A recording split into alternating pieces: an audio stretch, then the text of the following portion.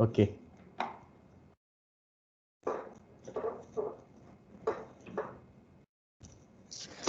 ATM2 stand for Asynchronous Transfer Mode. Yang tu boleh transfer voice dengan video. Data tu hantar dalam private, boleh hantar dalam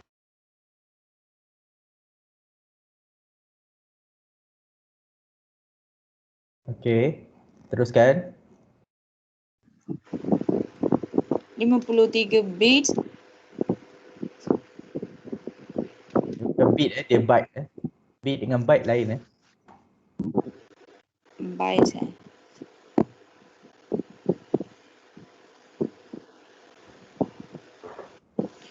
Untuk header follower tu diambil 5 byte dengan payload tu diambil 40 byte.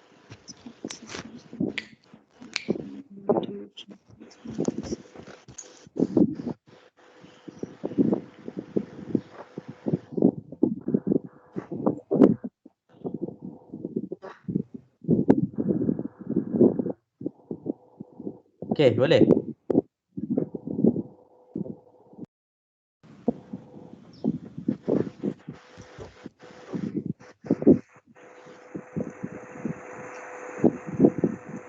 Okey. Yang tu je. Ada nak tambah yang lain? Rakan-rakan yang lain?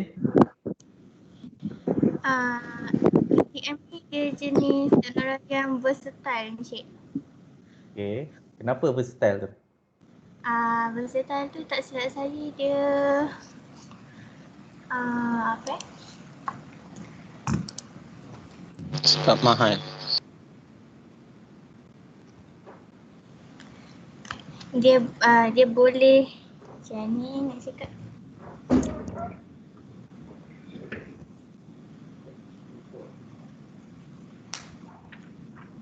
Dia boleh dia boleh buat dia tak perlukan kos yang tinggi. Okey. Lepas tu dia tapi dia ada video intensif yang high lah macam tu. Okey. Ada lagi ke? Aha.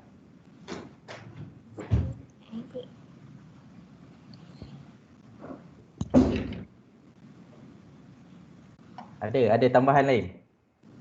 Tambahan lain,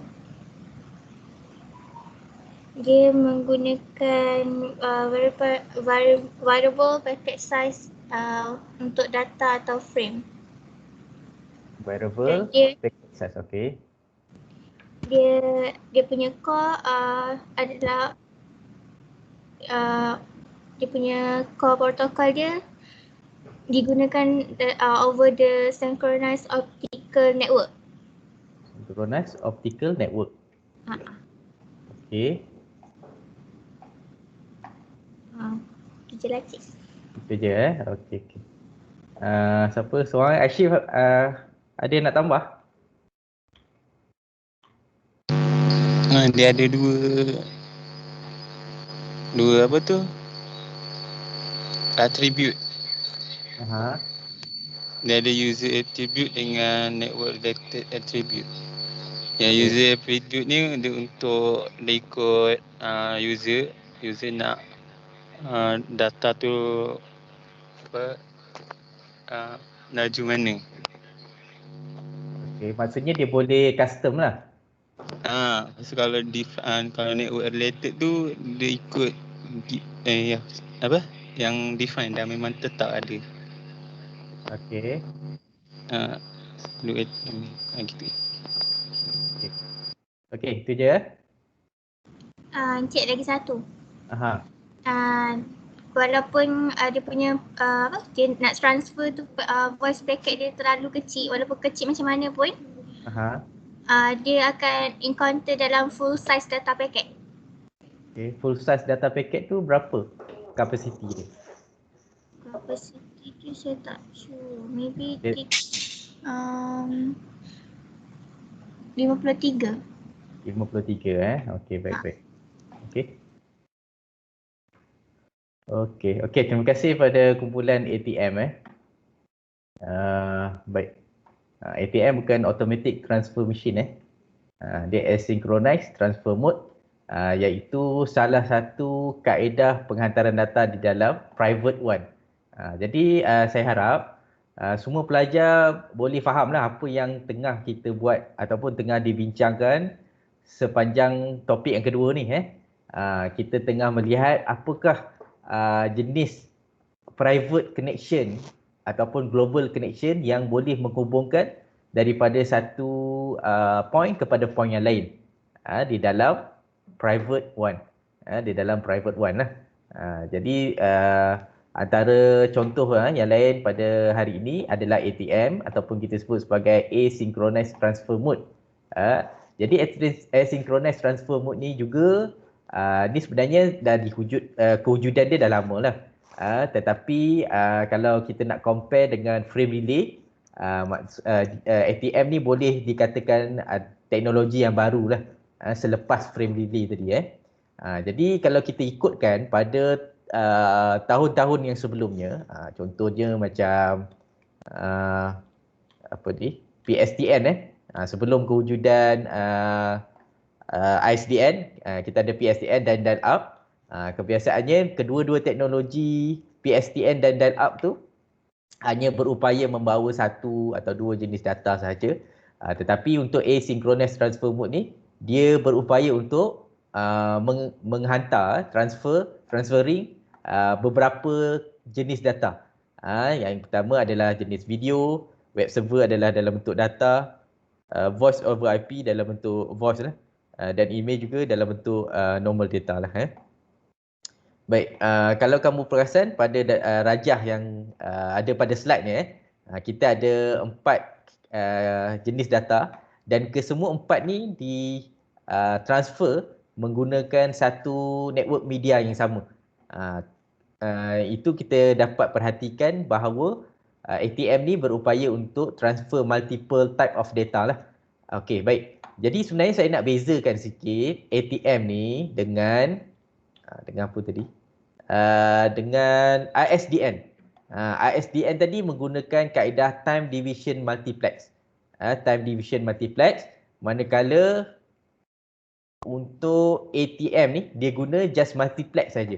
Multiplex tu maksudnya dia berupaya untuk gabungkan ke semua penghantaran data dalam satu network medium lah. Baik, kalau TDM tadi, time division multiplex, dia akan ikut slot masa. Data pertama datang daripada video sebagai contoh, 5 second. Data kedua datang daripada web server, 5 second dan sebagainya. Tapi kalau dalam ATM ni kita nampak dia tak mengikut masa. Dia akan mengikut kepada yang pertama priority dan yang kedua FIFO lah, first in first out. Siapa yang menghantar data terlebih dahulu akan dilayan terlebih dahulu, begitu juga data yang selepas daripadanya. Baik, dalam ATM ni betul rakan-rakan kumpulan ATM nyatakan tadi, ATM ni poin yang pertama built on cell based architecture rather than frame based architecture. Yang mana setiap penghantaran data tadi, kalau ISDN mengikut time slot. Kalau data tu katalah 10 meg kan, 10 MB, kita tahu data tadi akan dipecahkan kepada beberapa portion. Setiap data ni dia akan dapat 5 second. 5 second. Data pertama contoh voice 5 second. Data kedua video dalam 10 gig umpamanya 5 second juga. Sehinggalah selesai ke semua penghantaran data, itu TDM. Namun ATM based on cell. Setiap daripada satu ni yang kamu nampak ni, 4 data dalam bentuk video, dalam bentuk voice, akan dihantar dalam bentuk cell. Yang mana dalam satu cell tu dia fix. Ni contoh cell lah. Dia fix 53 byte sahaja. 53 byte, yang mana 53 byte ni adalah gabungan di antara data dia 48 byte dan 5 byte untuk header. 48 campur dengan 5 jadi 53 lah. Okey, contoh ni header 5 byte. Di belakang ni adalah 48 byte. Kita campur keduanya, dia akan dapat 53 byte lah. 53 byte fixed length. Maksudnya dalam erti kata lain, kalau you punya data video tu katalah 10 gig. 10 gig tu dia akan dipecahkan kepada beberapa sel, yang mana satu sel nilai dia adalah 53 byte saja. Dan setiap daripada sel dia mempunyai header, header yang tersendirilah. Dalam header ni dia ada maklumat destination penghantaran data, di manakah data itu perlu dihantar, maklumat address, maklumat physical address dan sebagainya. Jadi dia tak kisah sama ada file tu besar ataupun kecil. Jadi setiap file yang besar ataupun kecil semuanya akan dipecahkan mengikut kepada ataupun dihantar mengikut pada sel tadi. Mengikut pada sel. Setiap satu sel nilai dia adalah 53 byte, yang mana header di depan ni mempunyai 5 byte dan data dia, payload dia adalah bernilai 48 byte. Data dia. Jadi lebih besar data maksudnya lebih banyak portion yang akan dipecahkan untuk penghantaran data lah. Small fixed length cell are well suited for the voice and video traffic.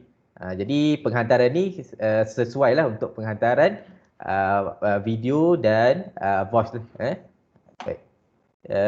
Yang seterusnya dia kata a typical ATM line need almost 20% greater bandwidth than frame relay to carry the same volume of network traffic. Jadi penggunaan frame relay ni memerlukan bandwidth yang lebih besar, sekurang-kurangnya 20% lebih tinggi berbanding penggunaan frame relay. Berbanding penggunaan frame relay. Sebab apa? Sebab dia perlu memecahkan data itu kepada sel yang kecil, 23 byte saja. Kalau data tu besar, maksudnya penghantaran data tu mungkin akan mengambil masa yang sedikit lewatlah untuk diterima oleh destination tadi. Right, dan di terakhir, when the cell is carrying segment network layer traffic, the overhead is higher than the ATM. Switch must be able to reassemble the packet at the destination. Baik, seperti yang saya maklumkan sebelum tadi, penghantaran data di dalam sel tadi akan dipecahkan kepada beberapa bahagian. Jika data tadi besar, maka lebih banyak sel yang akan dipecahkan. Dan setiap daripada satu sel ni akan mengikuti laluan yang berbeza lah. Kalau kamu nampak contoh ni satu laluan je. Tapi dalam WAN ni, service provider network ni kan, dia ada banyak laluan untuk sampai ke recipient punya site ni. Laluan A, banyak laluan tetapi menuju kepada destination yang sama. Jadi kebiasaannya data ni akan melalui laluan-laluan yang berbeza. Contohnya kat atas ni 10 meg tadi kita pecahkan kepada 2 lah. 1, 2. Contoh laluan portion sel yang pertama dia akan ikut laluan pertama. Sel yang kedua dia ikut laluan yang kedua. Dan akhir sekali yang sampai dulu adalah kemungkinan laluan kedua yang portion kedua sampai dulu, barulah portion yang pertama. Jadi maksud dia kat sini, reassemble tadi, data tadi sebelum sampai kepada recipient, ia perlu disusun mengikut aturan dia lah. Portion yang pertama dulu, portion kedua dan seterusnya sehingga selesai. Jadi kalau kita lihat penggunaan ATM ni dia lebih tinggi overhead dia, sebab penghantaran ataupun pembahagian data tadi mengikut sel yang kecil, 53 byte saja. Dan apabila sel tu jadi banyak, contohlah data video kita 1 gig kan, apabila 1 gig jadi banyak, mungkin berpuluh ataupun beratus sel. Bila beratus sel, maka dia perlu reassemble.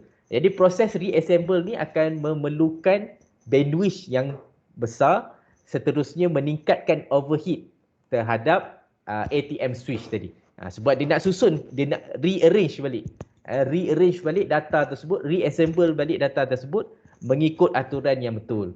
Kalau ada 100 data, katalah data yang ke-50 yang sampai dulu. Jadi dia perlu reassemble balik mengikut aturan ataupun original message yang dihantar oleh sender tadi. Baik, faham Boleh faham Okey. Okey, kita terus kepada Ethernet 1. Ethernet 1. Jadi Ethernet 1 ataupun kita juga menyebut dia sebagai Metro Internet. Ada setengah buku dia kata Metro E lah. Jadi mana-mana pun tak apa, tak ada masalah. Oh, Metro Internet tak ada Okey, yang ada DSL. Tak apalah, saya terangkan berkenaan dengan Metro Internet ataupun Internet 1 ni. Sebenarnya Internet 1 ni, sebelum kita lihat berkenaan Internet 1, kita kena faham berkenaan dengan Ethernet dulu. Ethernet Ethernet bukan internet internet lain. Ethernet lain. Ethernet ni adalah local connection. Macam kita tengok dalam satu macam DJTMK lah. Saya nak connect dengan lecturer-lecturer lain dalam satu pejabat dalam satu office yang sama. Jadi itu kita sebut sebagai Ethernet. Tapi sekarang ni Ethernet dia bukan dah jadi local, dia jadi global. Sebab tu kita sebut sebagai Ethernet 1 ataupun ada menyebutnya sebagai Metro Internet ataupun Metro E lah.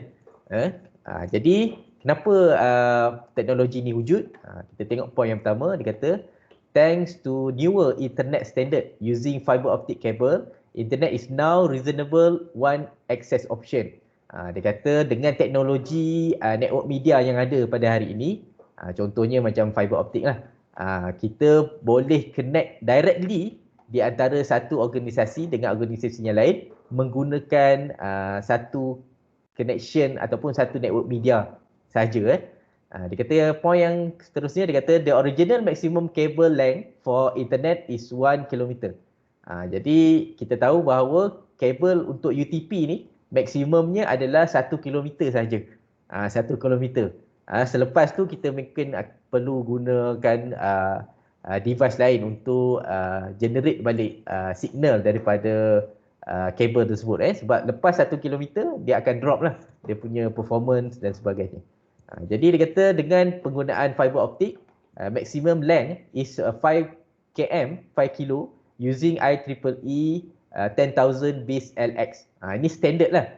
10,000 base LX ni semua standard dalam internet tadi.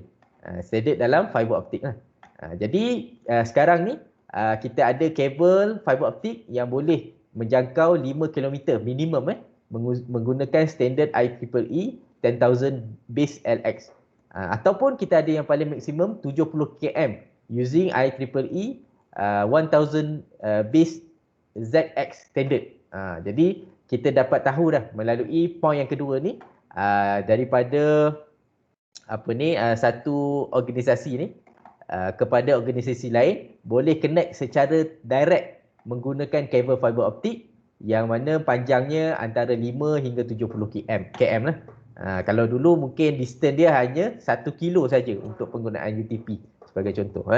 Jadi itu yang kita sebut sebagai Internet 1 atau Metro Internet lah.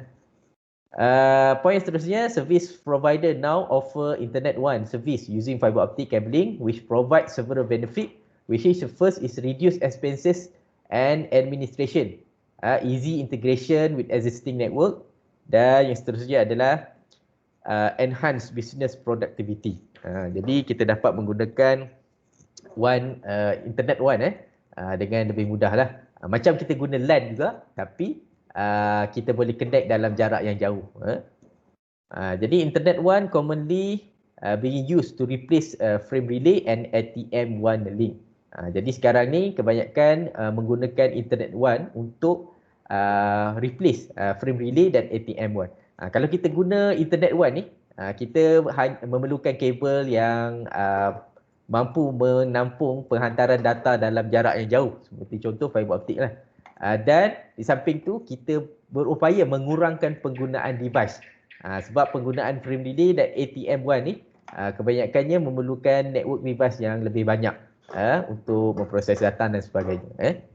Jadi connection Internet 1 ni berupaya untuk connect one to one, satu kepada satu, dengan syarat dia tidak melebihi jarak yang jauh sangatlah.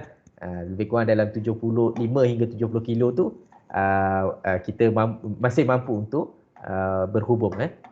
Baik, itu adalah berkenaan dengan Internet 1 ataupun kita sebut Metro Internet ataupun Metro E lah. Baik. Baik, yang seterusnya kita ada apa yang disebut sebagai MPLS ataupun Multi Protocol Label Switch. Baik, untuk MPLS mungkin kita minta sahabat kita Muhammad Mukri, Akmal Hakimi dan Akmal Hazim mungkin ada sesuatu daripada ataupun maklumat untuk dikongsi bersama pelajar-pelajar lain. Okey, Mukri ada ke? Dia boleh respon sikit Mukri, Akmal. Okey, Mukri mungkin boleh share sikit apa yang kamu dapat maklumat untuk MPLS.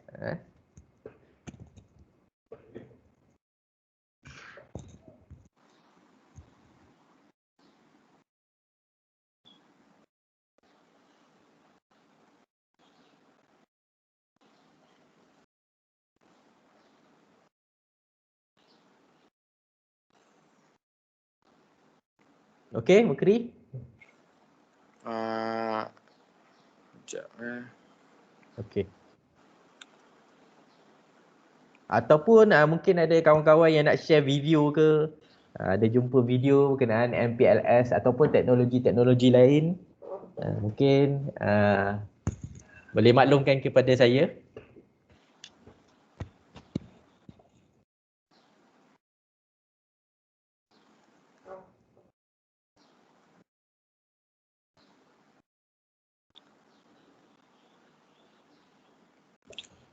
MPLS ni adalah teknologi transfer data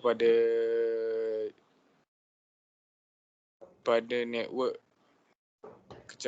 kecepatan yang tinggi. Okey. Kira dia mengirim data berdasarkan label. Okey. Tidak Jadi itu point berdasarkan IP penting. address lah. Okey. Jadi poin yang penting kat sini, penghantaran data tidak berdasarkan kepada IP address dia berdasarkan kepada label. Nanti kita tengok macam mana yang dinyatakan penghantaran data guna label dan kenapa dia guna label. Okey, seterusnya.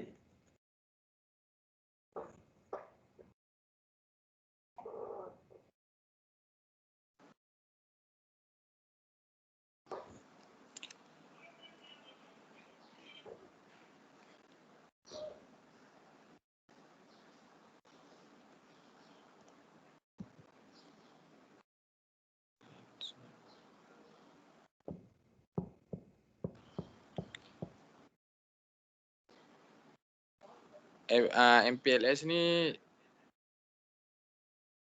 dia teknologi yang gabungan antara IP address dengan ATM. MPLS adalah dia melakukan kira dia lakukan packet forwarding lah. Okey, packet forwarding tu betul. Cuma yang gabungan tadi antara ATM dengan IP dan ATM. IP dan Asynchronous transfer mode. Okey. Tu nanti kita tengok depan ni. Saya pun tak pasti berkenaan gabungan tadi tu. Okey, terus ada maklumat lain? Mungkin rakan-rakan lain boleh bantu. Akmal 1 dan Akmal 2. Akmal ada ke? Akmal senyap je Akmal. Akmal Hakimi dan Akmal Hazim. Ada Encik. Akmal mungkin boleh bantu Mukri berkenaan maklumat pada MPLS tadi.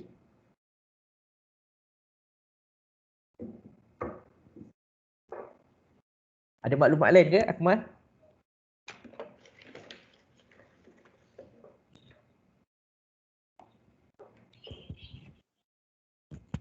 MPLS ni dia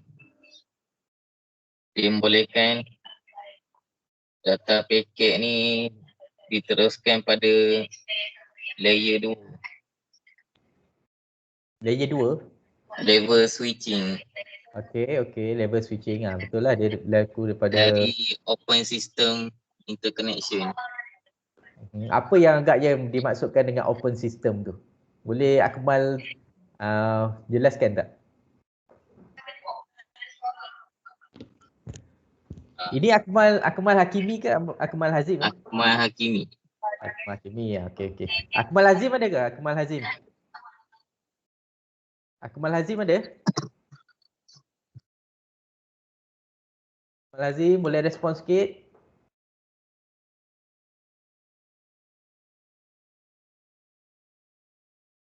Akmal Hazim ada ke? Macam tak ada je. Ini pun tak penuh 21 saja Ada 4 orang pelajar lagi Okey, baik. Terima kasih kumpulan MPLS. Baik, jadi apabila disebut MPLS, sebenarnya saya nak share satu video dulu. Sekejap Satu video yang menunjukkan tentang apa yang kita sebut sebagai MPLS. Sebenarnya banyak resource yang kita boleh dapat selain daripada Wikipedia dan sebagainya. Ini adalah penerangan berkenaan dengan MPLS.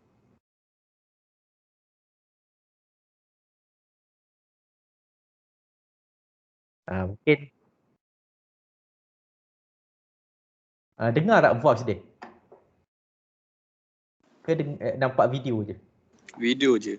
Oh, video saja Tak. Sekejap saya cuba share sekali dia punya ni. Tak apalah, saya yang explain lah. Okey, jadi sebenarnya ini bagaimana paket switching ni beroperasi. Kalau kamu perhatikan dengan betul, connection dia ada daripada Mumbai kepada mana satu lagi tak nampak Kansas City jadi data ni kotak ni data lah. Data ini akan dihantar dan setiap data tadi akan ada header. Header tu merujuk kepada maklumat, salah satunya adalah IP address lah. IP address untuk ke destination penghantaran data tadi. Jadi apabila data tadi dihantar, dia akan berhenti kepada default gateway ataupun kepada router sebelum dia hantar kepada recipient jadi bila dia berhenti pada first router tu akan baca maklumat header tadi. Mana destinasi yang nak dituju oleh data tersebut. Begitu juga selepas sampai kepada network yang lain, dia akan pergi pada router dan router akan baca apakah maklumat ataupun header ataupun address destination tadi. Jadi dia akan bacalah maklumat tersebut sampai kepada default gateway yang seterusnya ataupun router yang seterusnya. Dia baca lagi maklumat destination bagi data tersebut sebelum benar-benar sampai kepada destination. Inilah bagaimana kaedah penghantaran paket switching itu berlaku lah. Okey, dan data path is not fixed. Itu yang saya maksudkan tadi. Data path ni kemungkinan dia akan lalu laluan pertama, akan lalu data yang kedua dan seterusnya lah berdasarkan kepada available transmission pada ketika itu. Baik. Jadi kita nak lihat ini circuit switching yang dapat kita lihat pada nota yang lepas. Dia kata circuit switching method is a fixed path switching method. Laluan ni akan menggunakan laluan yang sama saja. Kalau A dengan B, ni laluannya. Ini pada bahagian circuit switching generally used for traditional telephone communication lah.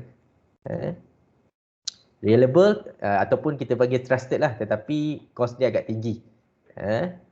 Baik. Sebab tu kita come out dengan packet switching seperti yang kita tengok pada contoh tadi. Jadi MPLS is allow IP packet to be forwarded at a layer 2 switching level without being passed up to layer 3, the routing level. Ini keistimewaannya. Seperti mana kita tahu penghantaran data akan melibatkan dua layer. Layer kedua iaitu data link layer dan layer ketiga adalah IP address. Kalau kamu lihat video yang awal tadi, penghantaran data daripada Mumbai kepada destination tadi, Kansas City tadi, maka setiap checkpoint dia akan berhenti dan bila proses membaca maklumat address destination, itulah proses yang melibatkan di antara layer 2 dan layer 3. Layer 3 IP address, layer 2 tadi MAC address lah atau physical address. Jadi apa yang MPLS ni buat, dia nak bagi proses penghantaran data tu lebih pantas. Dia tidak melalui layer yang ketiga, sebaliknya hanya menggunakan layer kedua saja. Jadi bagaimana dia berfungsi? Ini adalah data yang sama. Penghantaran data daripada Mumbai ke Kansas City. Okey, jadi data seperti biasa ada maklumatlah IP address, destination tadi. Tetapi sekarang ni dia akan masukkan satu lagi header. Header tu merujuk kepada MPLS label. MPLS label. Jadi diletakkan pada bahagian header untuk menghantar data tadilah. Dia ada header dia. Ini header dia. Baik. Ada information berkenaan dengan di mana perhantaran data tadi. Okey. Baik, jadi penghantaran data biasa ada menggunakan maklumat yang bawah ni. Yang warna biru ni data kita lah. Layer 3 header ni merujuk kepada IP address. Layer 2 header merujuk kepada MAC address. Ni echo ni. Belakang ni. MAC address sender dan MAC address recipient. Ini penghantaran data yang biasa. Tetapi untuk MPLS, dia akan add on dengan satu lagi MPLS label bagi membolehkan penghantaran data tadi dia tidak membaca layer 3. Dia hanya membaca layer 2, MPLS terusnya menghantar data itu kepada destination. Jadi apa yang MPLS ni buat, dia akan predetermine dulu route to establish. Dia akan mengenal pasti dulu laluan untuk penghantaran data daripada Mumbai kepada Kansas City. Dia kena survey dulu laluan mana yang kita nak lalu untuk pergi daripada Muazzam ke Kuantan contohnya. Itu dipanggil predetermined route is established. Dia perlu establish laluan dahulu.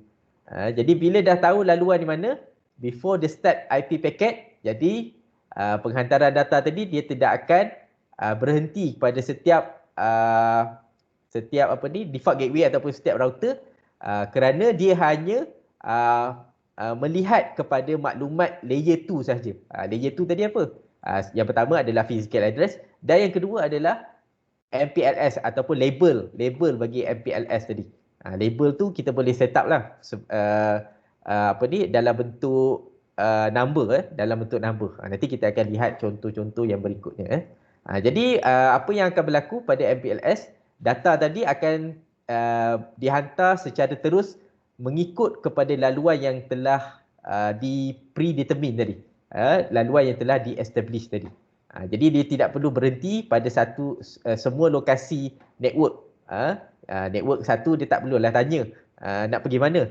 Ataupun dia tidak perlu melihat maklumat pada layer 3. Jadi proses ni sebenarnya akan memberikan satu advantage kepada proses penghantaran data yang mana ia akan menghantar data dengan lebih pantas. Jadi kita dapat lihat this router act like a switch on the local network. Jadi sebab apa dia act like a switch? Sebab apa dia macam switch? Sebab dia hanya melihat kepada maklumat yang ada pada physical ataupun labeling saja pada MPLS tadi. Dia forwarding saja macam berlaku pada local area network. Jadi MPLS is fast transmission. Lebih pantas penghantaran datanya berbanding penggunaan packet switching yang dapat kita lihat sebelum ni. Jadi summary je, MPLS create end-to-end path that act like a circuit switched connection but delivery layer 3 IP packet. Walaupun dia macam act as switch, tapi dia tetap menghantar maklumat maklumat yang ada pada layer 3. Cuma dia tak baca maklumat tersebut sebab dia dah bypass maklumat tersebut dia bypass menggunakan kaedah labeling lah. Menggunakan kaedah labeling. Baik, itu adalah ada sikit lagi. As we know, routing is a layer 3 function while switching is a layer 2 function. Ni kita tahu bahawa router berfungsi ataupun perform pada layer 3. MPLS make those router on the internet act like a switch on the local network. Ni macam mana kita hantar data dalam LAN guna switch. Dalam satu bilik kan kita hantar dengan pantas kan. Macam itulah MPLS berfungsi.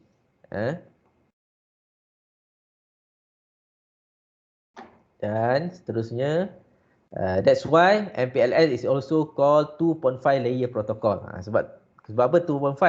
Sebab dia berada pada layer 2 dan layer ketiga. Dia tak masuk layer 3.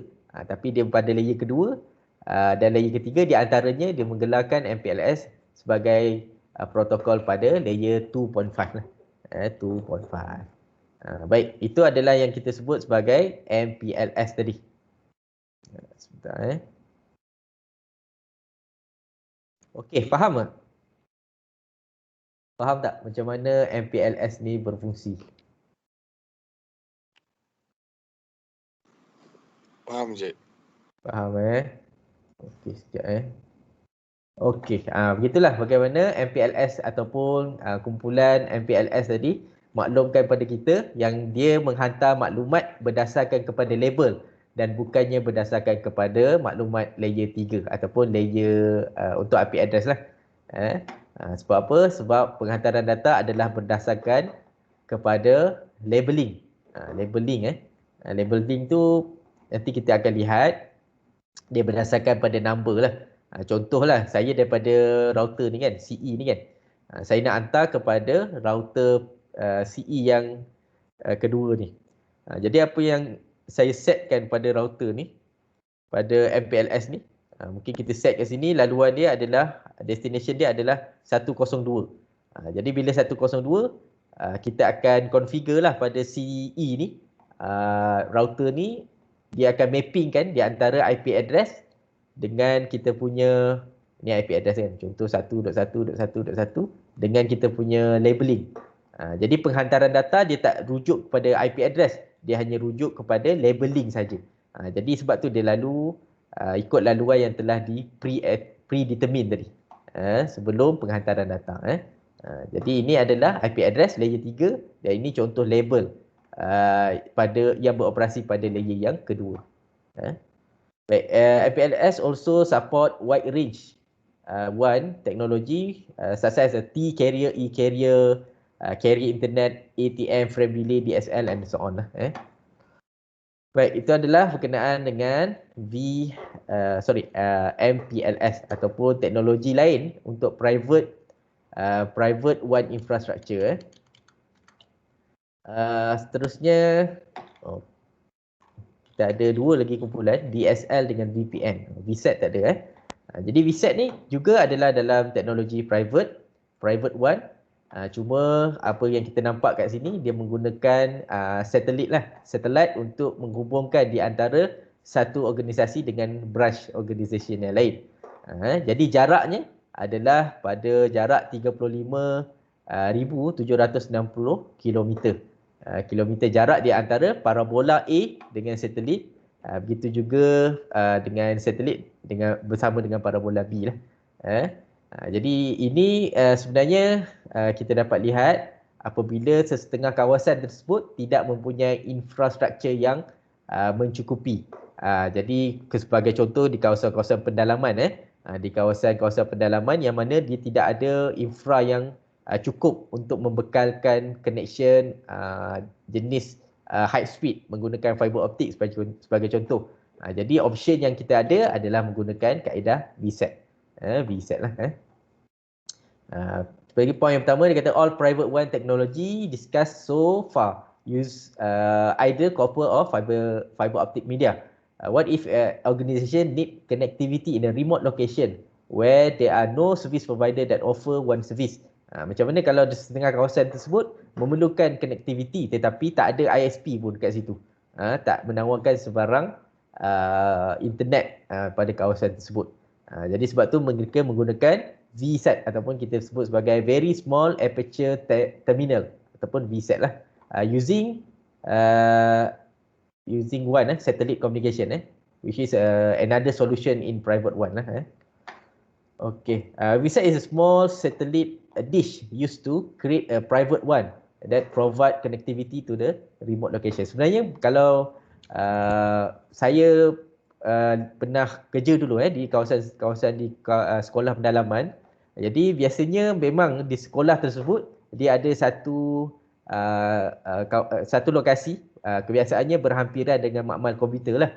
Dia ada satu parabola yang besar. Parabola tersebut menerima isyarat daripada VSAT ni untuk connection internet, untuk connection secara global lah.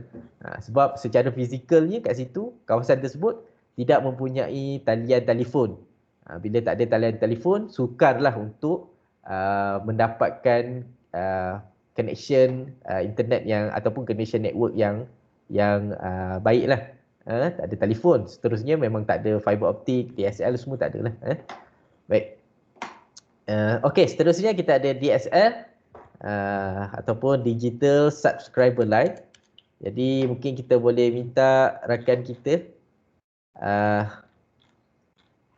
Muhammad Najmi, Asmui Hakim dan Amir Hamzah. Ada tiga-tiga Boleh terangkan sikit apa maklumat yang diperolehi untuk DSL.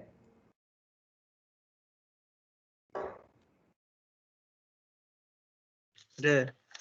Okey. Mungkin boleh berkongsi kita Asmi?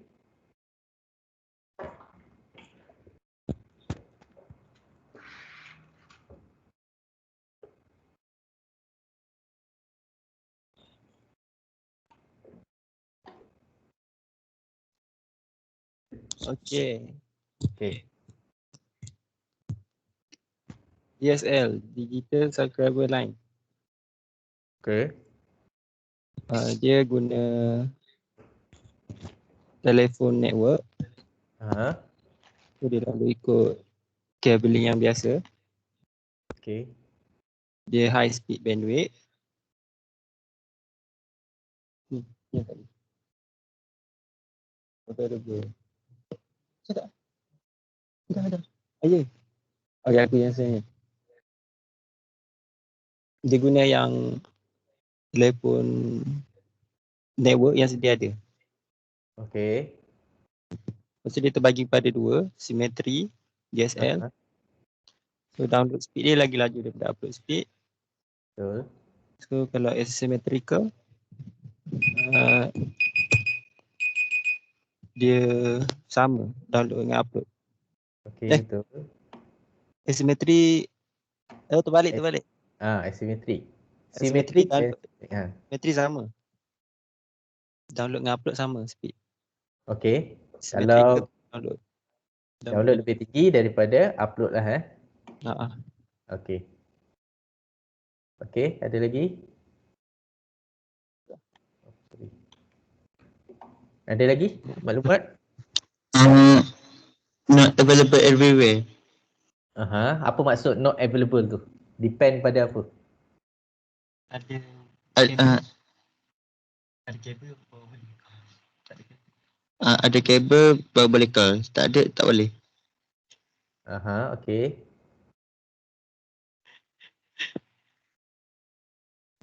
Itu je. Itu je Okey, baik. Siapa yang cakap tadi Ada berapa orang tadi? Macam dengar dua orang ni. Amir dengan Najmi. Amir dengan Najmi Dengan Asmi. Amir dengan Asmi. Najmi mana Najmi? Najmi ada? Boleh respon sikit Najmi? Saya je. Najmi.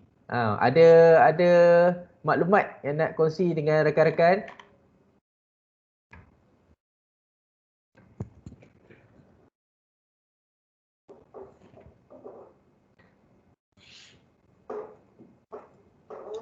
Ada Najmi? Sebut semula diorang punya boleh je. Maklumat sendirilah, tak ada.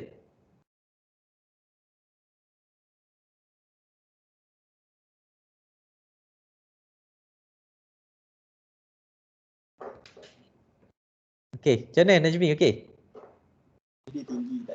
Bandwidth. Dia tinggi. Tak ada delay sangat suara. Ya ke? Ya.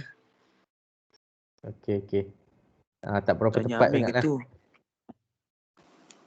Okey okey. Jadi sebentar Okey, DSL ni adalah bila kita perasan kat atas ni, dia adalah sejenis public one infrastructure Public one. Dia bukan private.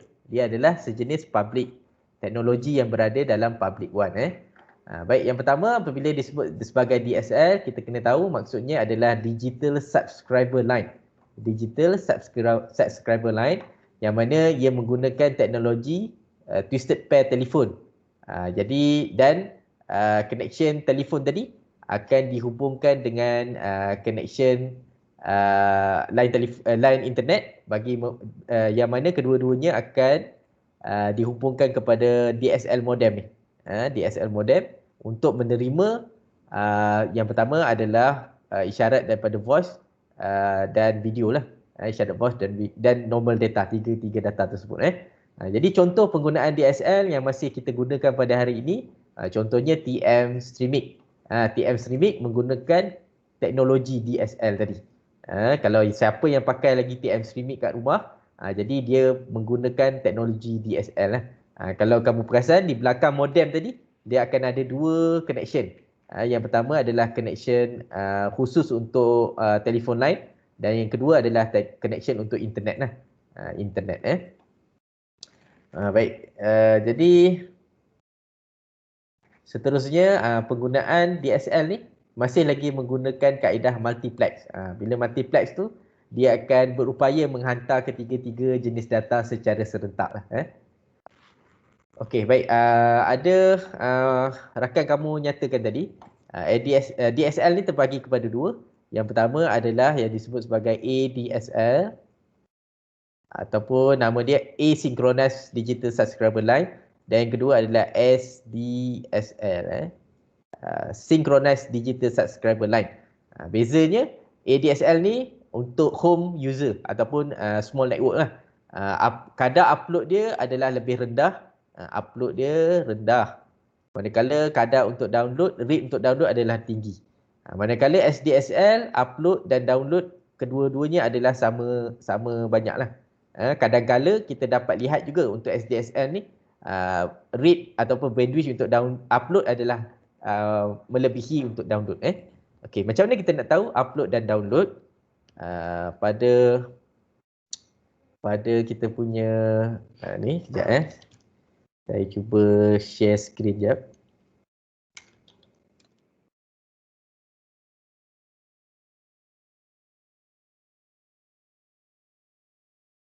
Okey, tak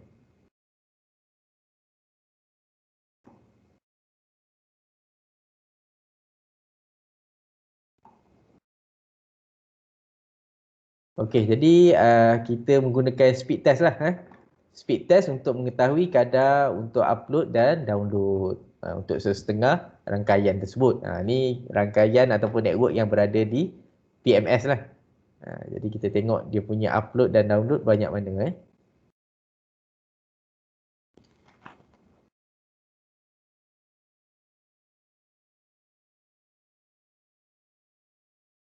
Jadi untuk IPT, institusi pendidikan, biasanya kita akan guna ISP jenis MyRAN. MyRAN itu adalah Malaysia Research and Education Network. Singkatan dia adalah MyRAN lah. Baik. Okey, kat sini kita boleh menggunakan apa-apa saja aplikasi untuk speed test. Baik, sini dinyatakan kadar untuk download dan upload lah. Nampak Ada untuk download dan upload. Jadi kita dapat lihat kat sini upload dia adalah 87.33 megabit per second. Manakala upload adalah 88.43. Mungkin Najmi boleh bantu saya. Kalau dalam contoh yang dapat ditunjukkan ni, apakah jenis DSL untuk rangkaian politeknik ni? Mungkin Najmi boleh bantu? Berdasarkan maklumat yang dipaparkan pada skrin ni. Najmi ada lagi ke? Ke sambung tidur balik ke? Najmi, boleh respon sikit? Apa cik soalan dia? Itulah. Asmi boleh bantu saya? Soalan dia apa, Asmi?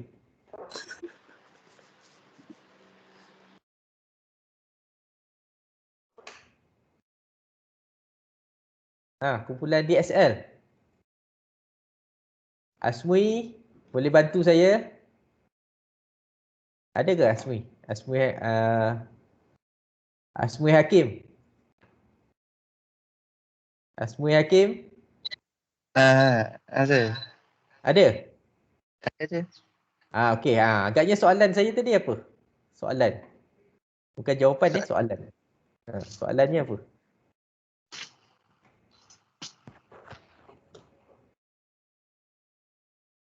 Dapat tak? Dengar tak? Tak je. Ya? Tak dengar tadi. Tak dengar Aduh, korang ni. Okey. Sedang mendengar ke ataupun buat kerja lain ni? Asmi, Haki, siapa ni? Najmi. Okey, soalan saya, berdasarkan kepada speed test result ni, apakah jenis rangkaian untuk DSL ni? Apa jawapan dia?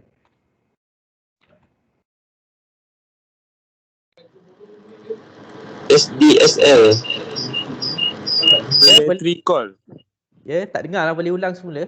Symmetrical. Symmetri- Asymmetrical. SDSL. SDSL baik, jadi berdasarkan kepada result yang kita dah buat ni, ini jelas menunjukkan dia adalah dalam jenis SDSL Synchronized Digital Subscriber Line. Sebab apa? Kedua-dua kadar rate ataupun bandwidth untuk download dan upload mempunyai nilai yang sama banyak. Hampir samalah. Dia memang takkan dapat sama. Dia hampir sama tu dah memadai. Baik. Di samping tu sebenarnya untuk DSL ni dia ada limitation dia juga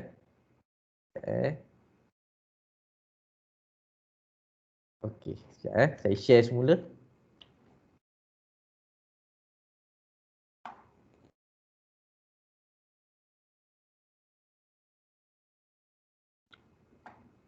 Okey. Okey, untuk DSL ni dia ada limitation dia. Untuk sesetengah kawasan, biasa kita SDSL ni kita pasang pada kawasan perumahan ataupun office. Jadi kalau pencawang ataupun line untuk DSL ni di kawasan rumah ni, range dia hanyalah sehingga, dia ada tulis tak? Oh, tak ada tulis Sehingga kalau tak salah saya 5.24 km sahaja. Maksudnya radius dia daripada contoh ni rumah Najmi kan. Kalau rumah Najmi, jarak di antara rumah Najmi dengan DSL punya terminal ni adalah 3 kilo, jadi dia masih lagi boleh menggunakan DSL. Tapi kalau jarak dia melebihi 5.24, contohlah dia tinggal jauh sikit kat sini kan. Jarak dia adalah 8 kilo. Jadi dia dah jauh daripada terminal DSL ni. Maka dia tidak sesuai untuk penggunaan DSL sebab dia kemungkinan akan mendapat connection rate yang lebih rendah daripada rate apa yang di subscribe oleh pengguna tadi. Baik, jadi saya harap kamu fahamlah berkenaan dengan teknologi DSL. Kemudian kita juga ada apa yang disebut sebagai kabel sistem. Jadi kabel sistem ni kebiasaannya penggunaannya adalah untuk broadcast television. Television network access is available from many cable television provider, which is using coaxial cable allowed for greater bandwidth than a conventional telephone local loop. Jadi biasa bila kita sebut kabel ni, kabel sistem ni, biasanya dia akan membekalkan maklumat ataupun isyarat untuk television lah. Macam kita tengok pada decoder Astro kat belakang, ataupun direct terus daripada antena untuk MyTV dan sebagainya.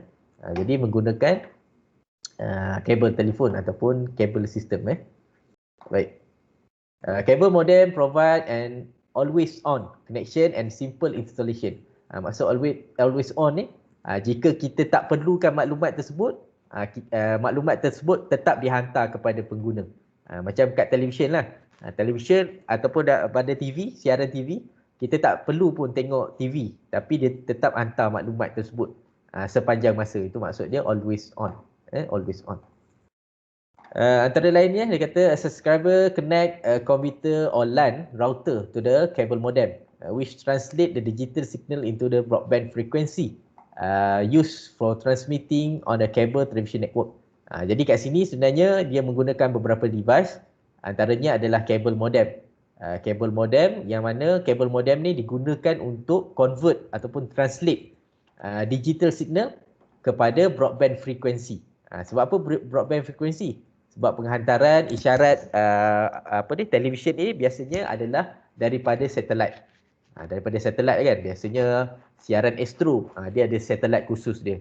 CNN ada ada satelit khusus dia. Sebab tu dia perlu menggunakan frekuensi, broadband frekuensi. Antara lainnya adalah dia kata the CMTS ataupun Cable Modem Termination System, which is a component located at the local TV office di kawasan di apa ni stesen TV tersebutlah. Send and receive digital cable modem signal on the cable network and is necessary for providing internet service to subscriber. Jadi sekarang ni antara lainnya kita selain daripada dapat lihat siaran televisyen, kita juga mampu menggunakan teknologi kabel sistem ni untuk akses kepada internet. Untuk akses kepada internet. Dan pada hari ini pun dah ada banyak yang kita sebut sebagai IPTV. IPTV menggunakan connection broadcast television, siaran televisyen, tetapi dalam masa yang sama juga mampu untuk membekalkan network ataupun internet kepada pengguna tadi. Biasa ni sekarang ni dah banyak IPTV kan. Semua IPTV menggantikan teknologi-teknologi yang lama lah. Baik, itu adalah berkenaan kabel sistem. Kemudian kita ada beberapa lagi public wide infrastructure. Antaranya kita lihat penggunaan wireless. Wireless ni kita dapat lihat pada hari inilah. Antaranya smartphone kita pun menggunakan wireless untuk berkomunikasi ataupun membuat panggilan dan sebagainya. Dia kata one limitation of wireless access has been need to be within the local transmission range. Jadi salah satu kelemahan untuk wireless, dia perlu berada pada lokasi yang sama dengan lokasi ataupun stesen pemancar wireless tersebut. Dia kata lebih kurang dalam 100 feet lah. Contoh untuk wireless access point, penggunaan access point tersebut perlu berada lebih kurang 100 meter dengan jarak device kita. Supaya connection tersebut dapat diterima dengan ataupun dihantar dengan baiklah. Jadi terdapat beberapa jenis wireless wireless beneficial Wi-Fi yang mana dipasang pada bandar-bandar yang kita dapat lihatlah, ada sebahagian bandar kat Malaysia ni membekalkan internet secara percuma. Juga kita ada yang disebut sebagai WiMAX. Perbezaannya ia boleh menghantar dan menerima maklumat pada jarak yang lebih jauh. Jadi kita dapat lihat sini WiMAX ataupun disebut sebagai Worldwide Interoperability for Microwave Access ataupun WiMAX, which is a new high-speed broadband technology that is just beginning to come into use. WiMAX provide broad coverage similar to the cell phone network rather than through the Wi-Fi hotspot. Jadi kita dapat lihat point ini. Dia kata WiMAX ni mampu ataupun berupaya untuk membekalkan coverage yang baik ataupun lebih baik daripada penggunaan yang dapat kita lihat untuk cellphone kita, dan seterusnya adalah dipertingkatkan atau lebih baik daripada penggunaan hotspot. Kita tahu hotspot jarak dia kecil saja, jarak yang dekat saja 100 ataupun 200 meter. Tapi WiMAX ni kalau tak salah saya boleh menjangkau sehingga 1 ataupun 2 kilometer lah. WiMAX operates similar to Wi-Fi but higher speed and over long distance. Long distance and higher speed. Biasanya WiMAX ni kita guna untuk connection yang menghubungkan ataupun yang menggunakan IoT lah. Contoh dalam satu bangunan kan, dia ada beberapa IoT device untuk check temperature server umpamanya dan sebagainya. Jadi semua itu memerlukan connection internet. Jadi connection internet untuk cover satu bangunan, biasanya kita akan gunakan teknologi WiMAX lah. Baik, antara lain kita ada satellite internet. Satellite internet seterusnya dia direct kepada satellite lah. Typically used by rural use where the cable DSL are not available. Jadi biasanya digunakan bila mana tak ada kemudahan internet ataupun kabel pada kawasan tersebut. Penggunaannya sama macam dapat kita lihat pada penggunaan VSAT pada slide yang lepas lah. Jadi dia kata upload speed about 113 of the 5000 kilobit per second download speed. Cable and DSL had a higher download speed but satellite system are about 10 times faster than analog modem. Jadi penggunaan satelit ni sudah tentu memberi kelebihan terutamanya daripada segi penghantaran data lah. Di mana dia merekodkan 10 kali lebih pantas daripada penggunaan DSL dan penggunaan kabel sistem. Baik. Okey, jadi ini 3G dan 4G juga adalah dalam bentuk ataupun dalam structure untuk wireless juga. Cuma ia dalam bentuk selular. Seperti yang kita guna pada kita punya smartphone lah. 3G and 4G pada hari ini. Dan coming soon kita ada juga 5G. Jadi teknologi-teknologi itu merujuk kepada teknologi yang digunakan untuk menghubungkan smartphone ataupun tablet ataupun laptop kita dengan internet lah. Dia dalam public one. Jadi ada two common cellular industry term which is first kita sebut sebagai 3G and 4G wireless. 3G tu maksudnya third generation, fourth generation and kita ada fifth generation lah. Kita juga ada teknologi lain yang kita gunakan yang disebut sebagai LTE ataupun long term evolution which is refer to newer and faster technology and consider to be part of the fourth generation 4G fourth generation teknologi. Jadi ada yang confuse LTE ni dikata 4G dan 4G tu LTE bukan 4G dan LTE adalah dua benda yang berbeza. Cuma LTE ni dia boleh merge di dalam penggunaan 4G lah. Penggunaan teknologi 4G. Baik, antara lainnya dia kata increasingly cellular service is another wireless WAN technology being used to connect user and remote location where no other WAN access technology available. Sama juga macam VSAT tadi, melihat kepada kawasan yang ada di sekeliling jika tidak mempunyai sebarang physical connection umpamanya DSL dan sebagainya, maka pilihan lain yang mampu kita lakukan adalah menggunakan kaedah selular ataupun wireless teknologi. Phone, tablet, computer, laptop and even some router can communicate through the internet using a cellular telephone. Jadi ini seperti yang saya nyatakan tadi, kita dapat lihat telefon, tablet, laptop dan ada beberapa wireless connection seperti wireless access point yang mampu berkomunikasi menggunakan kaedah selular tadi. This device use radio wave to communicate through the nearby mobile phone tower. Jadi menggunakan radio wave ataupun radio frekuensi. Penggunaannya sama macam kita lihat pada VSAT, cuma pada frekuensi yang berbeza. Dia tak boleh pada frekuensi yang sama. Bila frekuensi yang sama, jadi dia akan berlaku pelanggaran data kat situ lah. Sama juga macam radio kita. Radio juga menggunakan frekuensi yang lebih rendah lah daripada penggunaan selular tadi. The device has a small radio antenna and the provider has a much larger antenna sitting on the top of the tower somewhere within a mile of the phone. Kalau dulu phone ni kita dapat lihat lah dia ada antenna kan, phone lama.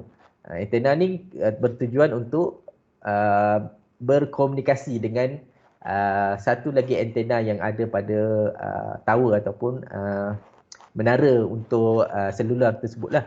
Tapi pada hari ini kebanyakan smartphone, tablet tak ada benda tu, tak ada antenna.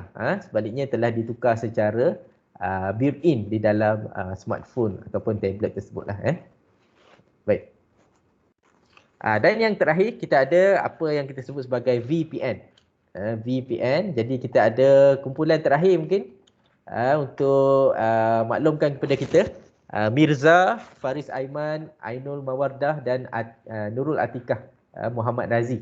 Mungkin boleh berkongsi sikit dengan kita sebelum kita tamat lagi beberapa minit ni. Boleh terus Mirza. Mirza ada? Ya saya Encik. Okey, Mirza, Faris Aiman, Ainul dan Atikah mungkin boleh berkongsi sikit apa hasil dapatan yang kamu perolehi daripada topik VPN, Virtual Private Network.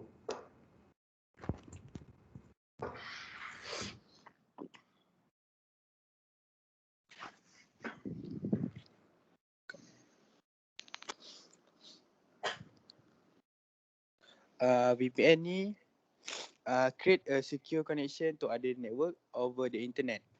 Okay. So dia macam internet ni lebih selamat daripada internet yang lain kerana dia visual private network. Okay, terus.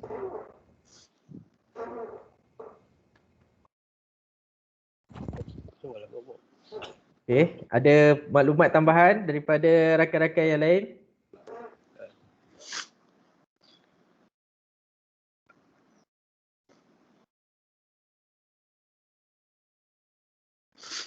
Contoh VPN ni digunakan di online banking.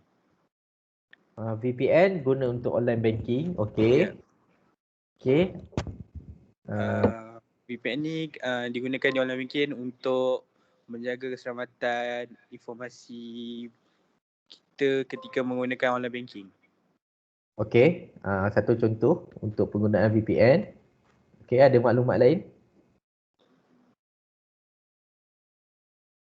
Ainul ada ke? Ainul mungkin boleh kongsi sikit. Saya. Ya, Ainul. VPN ni membolehkan sambungan beberapa rangkaian menjadi satu. Maksudnya contoh syarikat maksudnya company A, B, C beroperasi kat satu tempat dan mempunyai cawangan. Lepas tu rangkaian tu akan disambungkan oleh intranet kat center dia. Kiranya macam tu lah. Okay. Dan diakses dengan secara selamat lah maksudnya. Secure lah betul. Okay. Rakan-rakan lain boleh bantu? Ada maklumat tambahan tak? Faris dengan Atikah. Faris, Atikah ada ke? Faris Aiman dan Nur Atikah.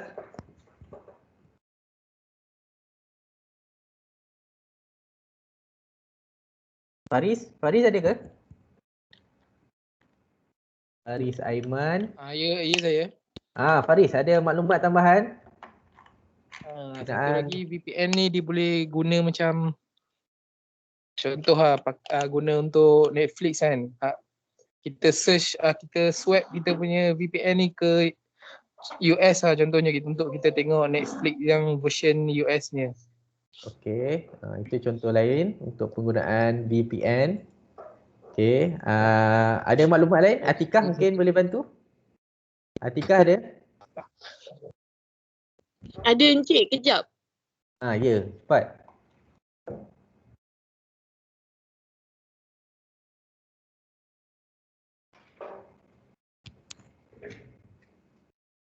Kalau dah ambil subjek security, mungkin fahamlah berkenaan dengan apa yang kita maksudkan VPN. Mungkin kita tunggu sikit lagi, mungkin satu poin lagi atau dua daripada Atikah.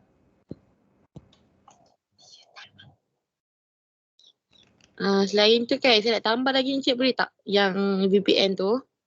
Ni siapa ni? Aina. Ya, Aina, silakan. Okay, keselamatan semasa menggunakan internet kat tempat-tempat awam. Baik.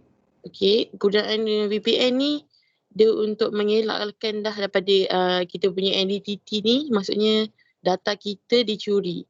Maksudnya bila kita akses wifi tu, apa tu? Itulah VPN tu lah kiranya macam private kan lah kita punya data-data tu. Okey. Baik, betul Ainul. Okey, ada maklumat daripada Atikah? Encik, Atikah pergi toilet, dia cek saya. Lepas tu line dia tak elok kat sana, dia kena main toilet. Oh, dia cari line dalam toilet. Tak, dia pergi toilet. Oh, dia cari. Dia buat open sekali. Okey. Baik. Jadi betul maklumat sedikit yang diterangkan oleh kumpulan VPN.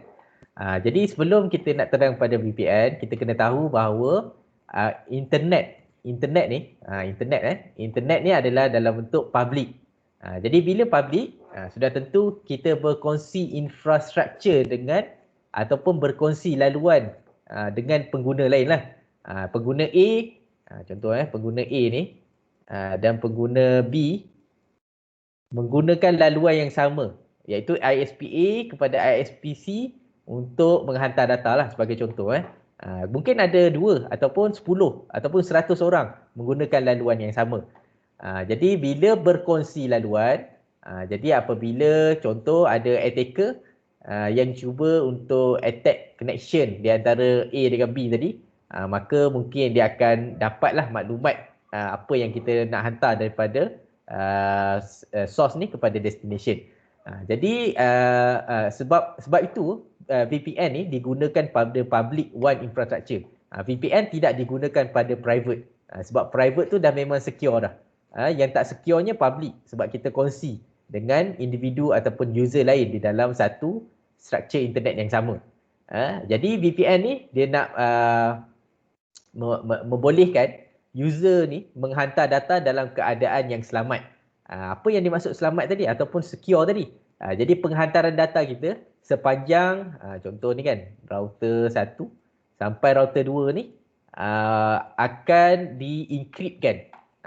Saya rasa kamu fahamlah apa yang dimaksudkan sebagai encrypt dan decrypt tadi. Proses ni akan melalui proses encryption dan decryption. Bila sampai ke destination dia akan decrypt semulalah. Jadi itu antara lain adalah proses untuk mengelakkan data kita tadi diceroboh ataupun diambil oleh attacker tadilah. Itu salah satu tujuan untuk penggunaan VPN. Jadi rakan kamu tadi ada maklumkan juga antara lain kalau kita juga gunakan VPN untuk membolehkan user ni akses ataupun bypass network network ISP tu untuk pergi kepada server lain. Contoh kalau nak tengok Netflix tadi kan dia kata kan, betul jadi kita boleh juga menggunakan VPN untuk bypass network kita punya firewall untuk kita masuk kepada server yang lain. Masuk kepada server yang lain. Baik, kita dapat lihat ada beberapa point. Dia kata due to security risk, VPN are needed when the teleworker or remote office use a broadband service to access the corporate one over the internet. Jadi kita tahu bahawa teleworker ni adalah yang juga disebut sebagai mobile worker yang kadang-kala dia tidak ada connection internet. Dia akan menggunakan broadband lah ataupun public internet dan pastinya kita nak pastikan bahawa communication teleworker ataupun mobile worker ni adalah connection yang selamat. Jadi antara salah satu kaedah yang boleh kita gunakan dengan implement VPN lah pada connection teleworker dengan headquarters ataupun branch office tadi. Jadi apa yang VPN ni buat? Kata VPN is encrypted connection between the private network over public network such as the internet. Jadi kita tahu ni ada teleworker dia menggunakan internet. Ni internet lah. Nak akses kepada server tadi. Jadi sepanjang laluan di antara user teleworker ni dengan server tadi, dia akan menggunakan VPN dan laluan ni akan di-encryptkan lah melalui proses encryption. Jadi kalau ada attacker tadi dia tak dapat buka lah, ataupun kalau dapat pun bentuknya dalam bentuk encrypted, sukar untuk melakukan proses decryption tadi. Dan poin ketiga dia kata VPN instead of using a dedicated layer 2 connection such as this line, a VPN use virtual connection which is called VPN. VPN ni macam virtual connection. Dia tak ada satu dedicated physical connection yang menghubungkan daripada A kepada B. Yang ada adalah virtual connection. Sebab tu kita panggil dia VPN, Virtual Private Network. Sebab apa? Sebab dia di dalam public network tetapi menggunakan konsep security ataupun proses connection yang encrypted sama macam private network. Sebab tu dia kata virtual private, tetapi di dalam public network. VPN use a virtual connection use a VPN tunnel. Jadi sepanjang laluan ni dia ada tunnel, dia ada terowong untuk melindungi user authentication data dan sebagainya, which are route through the internet from the private network of the company to the remote site or employee host. Jadi dalam kes yang poin ketiga ni dia nyatakan bahawa teleworker tadi adalah menggunakan public internet ataupun public network nak akses kepada private network menggunakan VPN, ataupun kita juga boleh buat di mana user tadi daripada public network nak akses kepada public network yang lain. Sepanjang transaction di antara public network dengan public network juga kita boleh menggunakan VPN. Baik, sepanjang transaction. Jadi antara lainnya kelebihan untuk VPN, dia ada beberapa kelebihan. Yang pertama, cost saving, security, scalability, compatibility with broadband technology. Ini adalah 4 benefit lah. Bila mana kita sebut VPN, sebenarnya kita kena compare kan dengan penggunaan lease line. Kalau ingat lagi awal-awal tadi, awal-awal pada minggu lepas, kita dah sebut sebagai lease line. Lease line, yang mana lease line ni dia kena ada satu physical connection yang menghubungkan di antara point A dengan point B. Lebih jauh jaraknya, lebih tinggi kosnya. Kalau diguna fiber optik ke, coax cable ke ataupun UTP, bergantung kepada jarak di antara A dengan B lah. Jadi bila VPN ni dia tidak melibatkan sebarang physical connection. Dia hanya menggunakan connection yang sedia ada sahaja, dan sebab itulah dia disebut sebagai cost saving. Dan bila mana dapat mengurangkan kos, selain itu dapat meningkatkan security, terutama pada public network. Scalability, which is able to support the growth of the network. Jadi dia juga scalability. Contoh kalau kita dapat lihat network ni, perkembangan network daripada branch A ni, dia ada tambah satu lagi department lain kat pada bahagian sini. Jadi VPN transaction di antara A dengan B tidak akan berubah, sebab dia adalah jenis yang kita sebut sebagai scalability, able to support the growth of the network lah. Juga berupaya untuk support beberapa teknologi broadband yang kita dapat lihat sebelum ni. Antaranya dia tak kisah sama ada network public tu menggunakan DSL ke, menggunakan kabel sistem ke, ataupun menggunakan wireless teknologi, kesemua teknologi broadband tersebut sesuai menggunakan teknologi VPN untuk securekan connection di antara A dengan B lah. Jadi ada 2 jenis VPN. Yang pertama site to site dan remote access lah. Site to site di antara satu company dengan satu headquarters lah contohnya, dengan branch A ataupun B, itu kita sebut sebagai site to site. Dan remote access yang mana di antara mobile user dengan company network lah. Mobile access yang menggunakan kaedah remote access. Maksudnya daripada jarak ataupun daripada lokasi yang berbeza, dia nak akses kepada server tersebut. Kebiasaannya kalau untuk penggunaan Netflix dan sebagainya, kita menggunakan kaedah remote access VPN.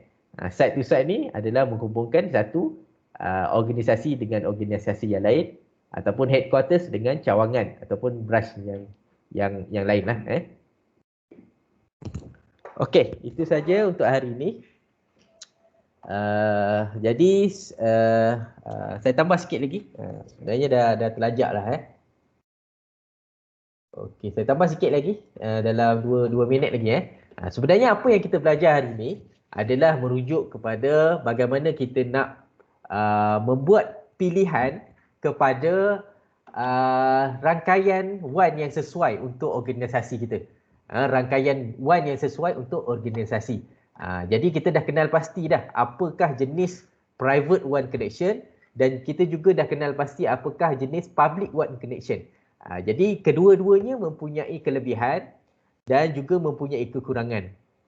Jadi berdasarkan kepada kedua-dua maklumat tersebut, jadi sudah tentulah lebih mudah untuk network administrator membuat keputusan mana satukah teknologi dalam internet yang sesuai digunakan untuk organisasi A sebagai contoh. Sebagai contoh, organisasi A ni dia baru lagi dalam baru mengembangkan bisnes dia. Baru mungkin setahun atau 2. Jadi sebagai network administrator, kita boleh suggest kepada organisasi yang baru ni untuk menggunakan rangkaian jenis apa. Contoh kita suggest dia boleh menggunakan kaedah DSL Tetapi untuk melakukan proses transaction ataupun communication dengan branch yang lain, mungkin boleh menggunakan kaedah VPN. Sebab kosnya adalah lebih rendah. Ataupun kita boleh suggest pada satu organisasi yang besar yang telah establish berpuluh tahun, boleh menggunakan kaedah private one connection, umpamanya menggunakan list line, memandangkan connection daripada A kepada B memerlukan tahap security yang tinggi. Umpamanya bank di antara bank branch A dengan B. Jadi dia tak bolehlah guna VPN. Sebab VPN walaupun asalnya selamat tetapi masih ada kekurangan kat situ sebab dia masih menggunakan public network berbanding penggunaan list line yang 100% menggunakan private connection, tetapi kosnya yang tinggi lah. Namun memandangkan organisasi tersebut, contoh bank tadi telah establish lama dan tiada masalah kos, jadi mungkin kita boleh suggest penggunaan list line untuk connection daripada point to point lah. Jadi itu saja. Ada beberapa karakteristik lah yang sesuai untuk network admin tadi. Membuat pemilihan ataupun consideration apakah jenis one connection yang perlu digunakan untuk sesebuah organisasi tersebut lah. Berdasarkan kepada the purpose of the one. Yang kedua adalah geographic scope dan traffic requirement. Ini adalah 3 soalan yang perlu ditanya pada network administrator. Seterusnya kat situ baru kita come out dengan satu result lah. Result tu perlu ada why lah kat situ, kenapa kita pilih teknologi tersebut. Dan sebenarnya soalan tu yang saya akan bagi nanti untuk pelajar dalam pemilihan rangkaian ataupun teknologi pada WAN nanti ya. Cuma nanti saya akan bagi kemudian lah. Baik. Ada apa-apa soalan? Ada soalan dari semua pelajar? Tak ada, Encik.